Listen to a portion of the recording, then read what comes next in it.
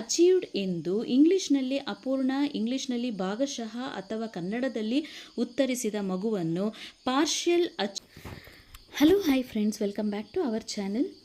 ಇವತ್ತು ನಾನು ನಿಮ್ಮ ಜೊತೆ ಶೇರ್ ಮಾಡ್ತಿರೋ ಒಂದು ಕಾನ್ಸೆಪ್ಟ್ ಅಂದರೆ ಅನುಷ್ಠಾನದ ಕಾರ್ಯತಂತ್ರಗಳು. ದ್ವಿಭಾಷಾ ಶಾಲೆಗಳ ಒಂದನೇ ತರಗತಿಗೆ ವಿದ್ಯಾಪ್ರವೇಶ ಆಗಿರುವ ಕಾರಣ ವಿದ್ಯಾಚೇತನ ಸಾಹಿತ್ಯದಲ್ಲಿರುವಂತೆ ಕ್ರಮ ವಹಿಸುವುದು. ನೋಡಿ, ಜೂನ್ 1ರಿಂದ 30 ಅಲ್ಲಿ 30 ದಿನಗಳ ಕಾಲ ಅವರಿಗೆ ಟ್ರಾನ್ಸಿಷನಲ್ ಪೀರಿಯಡ್ ಇರುತ್ತೆ. ಈ ಟ್ರಾನ್ಸಿಷನ್ ಪೀರಿಯಡಲ್ಲಿ ಯಾವ್ಯಾವ ಕ್ಲಾಸಿಗೆ ಯಾವ್ಯಾವ ಆ್ಯಕ್ಟಿವಿಟೀಸ್ ಮಾಡಬೇಕು ಅನ್ನೋದನ್ನು ನಾನು ಸಂಕ್ಷಿಪ್ತವಾಗಿ ನಿಮ್ಮ ಜೊತೆ ಶೇರ್ ಮಾಡ್ಕೊಳ್ತಾ ಇದ್ದೇನೆ ಫ್ರೆಂಡ್ಸ್. ಸೊ ಇಲ್ಲಿ 1ನೇ ತರಗತಿಗೆ ವಿದ್ಯಾಪ್ರವೇಶ, ಹಾಗಾಗಿ ವಿದ್ಯಾಚೇತನ ಸಾಹಿತ್ಯದಲ್ಲಿರುವಂತೆ ಅವರಿಗೆ ಹೇಳ್ಕೊಡುವಂಥದ್ದು. ನೆಕ್ಸ್ಟ್ 2ರಿಂದ 5ನೇ ತರಗತಿಗಳಿಗೆ ಪ್ರಾರಂಭದ ಮೊದಲ 30 ದಿನಗಳ ಟ್ರಾನ್ಸಿಷನ್ ಪೀರಿಯಡ್ ಮಾಡ್ಯೂಲ್ಗಳ ಸೇತುಬಂಧ ಚಟುವಟಿಕೆಗಳನ್ನು ನಿರ್ವಹಿಸುವುದು. ಸೇತುಬಂಧದ ಏನು ಚಟುವಟಿಕೆಗಳನ್ನು ನಿಮಗೆ ಕೊಟ್ಟಿದ್ದಾರೆ ಅದನ್ನು ಮಾತ್ರ 2ರಿಂದ 5ನೇ ತರಗತಿಗಳಿಗೆ ಮಾಡುವಂಥದ್ದು. ನೆಕ್ಸ್ಟ್ 2 ಮತ್ತು 3ನೇ ತರಗತಿಗಳ ಅನುಷ್ಠಾನದ ಕಾರ್ಯತಂತ್ರ ಹೇಗಪ್ಪ ಇರಬೇಕು ಅಂತ ಹೇಳಿದ್ರೆ, 2 ಮತ್ತು 3ನೇ ತರಗತಿಗಳಿಗೆ ನೈದಾನಿಕ ಅವಲೋಕನ ಪರೀಕ್ಷೆ ಇರುವುದಿಲ್ಲ, ಅಂದರೆ ಪೂರ್ವ ಪರೀಕ್ಷೆ ಇರೋದಿಲ್ಲ. ಪೂರ್ವ ಪರೀಕ್ಷೆಗೆ ಬದಲಾಗಿ ಟ್ರಾನ್ಸಿಷನ್ ಪೀರಿಯಡ್ ಮಾಡ್ಯೂಲ್ನಲ್ಲಿ ಸೂಚಿಸಿರುವಂತೆ ಪರಿವರ್ತನಾ ಅವಧಿಯ ಚಟುವಟಿಕೆಗಳನ್ನು ನಿರ್ವಹಿಸುವುದು. ಸೊ ಇಲ್ಲಿ ಟ್ರಾನ್ಸಿಷನ್ ಪೀರಿಯಡ್ನ ಮಾಡ್ಯೂಲ್ನಲ್ಲಿ ಅವರು ಹಾಕಿದ್ದಾರೆ. ಏನು ನಾವೀಗ ಕನ್ನಡ ಮಾಧ್ಯಮದಲ್ಲಿ ನಾವು ಪೂರ್ವ ಪರೀಕ್ಷೆ, ಸಾಫಲ್ಯ ಪರೀಕ್ಷೆ ಅಂತ ಮಾಡ್ತೀವಿ, ಇಲ್ಲಿ ಈ ದ್ವಿಭಾಷಾ ಮಾಧ್ಯಮದಲ್ಲಿ ಯಾವುದೇ ರೀತಿಯಾದಂಥ ಪೂರ್ವ ಪರೀಕ್ಷೆ ಇರೋದಿಲ್ಲ.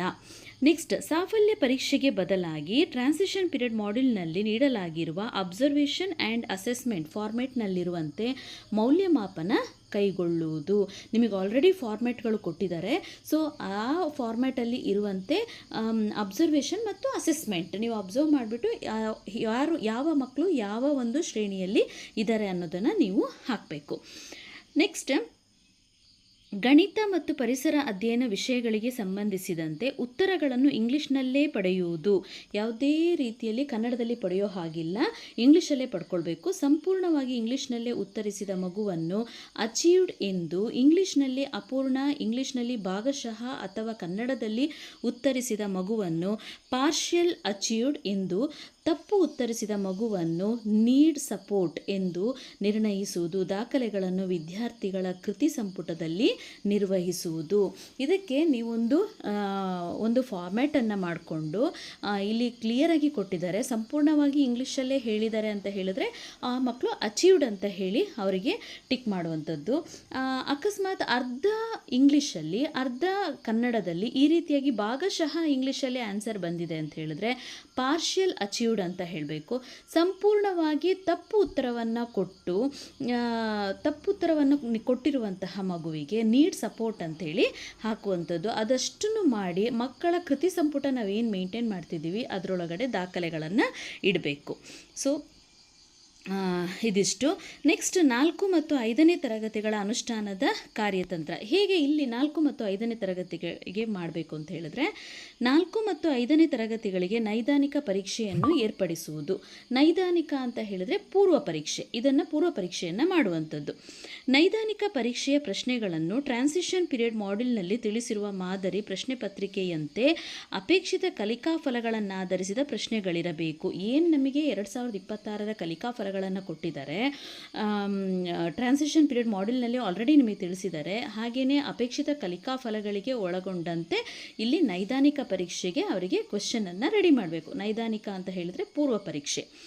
ಪೂರ್ವ ಪರೀಕ್ಷೆ ಹಾಗೂ ಸಾಫಲ್ಯ ಪರೀಕ್ಷೆಗಳನ್ನು ನಡೆಸಲು FLNಗೆ ಸಂಬಂಧಿಸಿದ 4 ಪ್ರಶ್ನೆಗಳು ಮತ್ತು ಹಿಂದಿನ ತರಗತಿ ಮತ್ತು ವಿಷಯವಾರು ಅಪೇಕ್ಷಿತ ಕಲಿಕಾ ಫಲಗಳಿಗೆ ಸಂಬಂಧಿಸಿದ 6 ಪ್ರಶ್ನೆಗಳು, ಒಟ್ಟು 10 ಪ್ರಶ್ನೆಗಳನ್ನು ಸಿದ್ಧಪಡಿಸಿಕೊಳ್ಳುವುದು. ಕಲಿಕಾ ಫಲಗಳ ಸಾಮರ್ಥ್ಯ ಗಳಿಕೆಯನ್ನು ದೃಢೀಕರಿಸಲು ಹೆಚ್ಚಿನ ಪ್ರಶ್ನೆಗಳ ಅವಶ್ಯಕತೆ ಇದ್ದಲ್ಲಿ ಪ್ರಶ್ನೆಗಳನ್ನು ಮೌಖಿಕವಾಗಿ ಕೇಳುವುದು. ಅಕಸ್ಮಾತ್ ಒಂದು ಮಗು ಸ್ವಲ್ಪ ಮಟ್ಟಿಗೆ ಆ ಒಂದು ಕಲಿಕಾ ಫಲಕ್ಕೆ ಸಂಬಂಧಪಟ್ಟಂಗೆ ಸ್ವಲ್ಪ ಹೇಳ್ತಾ ಇದೆ ಅಂತ ಹೇಳಿದ್ರೆ, ಸ್ವಲ್ಪ ಬರೆದಿದೆ ಅಂತ ಹೇಳಿದ್ರೆ, ಅದಕ್ಕೆ ಸಂಬಂಧಪಟ್ಟಂಗೆ ಕೆಲವೊಂದು ಕ್ವೆಶನ್ಸನ್ನು ನಾವೇ ಫ್ರೇಮ್ ಮಾಡಿಬಿಟ್ಟು ಮೌಖಿಕವಾಗಿಯೂ ಕೂಡ ನಾವು ಕೇಳ್ಬೋದು, ನೆಸೆಸಿಟಿ ಇದ್ದರೆ ಅಂಥೇಳಿ ಇಲ್ಲಿ ಹೇಳಿರುವಂಥದ್ದು.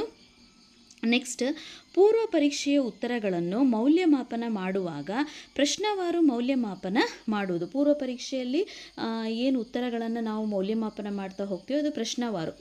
ಒಂದು ಪ್ರಶ್ನೆಗೆ ಉತ್ತರ ಕೊಟ್ಟಿದ್ದಾನ, ಫಸ್ಟ್ ಪ್ರಶ್ನೆ, ಎರಡನೇದು, ಮೂರನೇದು, ಈ ಥರ. ಪೂರ್ಣ ಪ್ರಮಾಣದಲ್ಲಿ ಉತ್ತರಿಸಿದಲ್ಲಿ ಎ ಎಂದು, ಅಪೂರ್ಣ ಭಾಗಶಃ ಉತ್ತರವಿದ್ದಲ್ಲಿ ಬಿ ಎಂದು ನಿರ್ಣಯಿಸುವುದು. ಗಣಿತ ಮತ್ತು ಪರಿಸರ ಅಧ್ಯಯನ ವಿಷಯಗಳಿಗೆ ಸಂಬಂಧಪಟ್ಟಂತೆ ಉತ್ತರಗಳನ್ನು ಇಂಗ್ಲಿಷ್ನಲ್ಲೇ ಪಡೆಯುವುದು.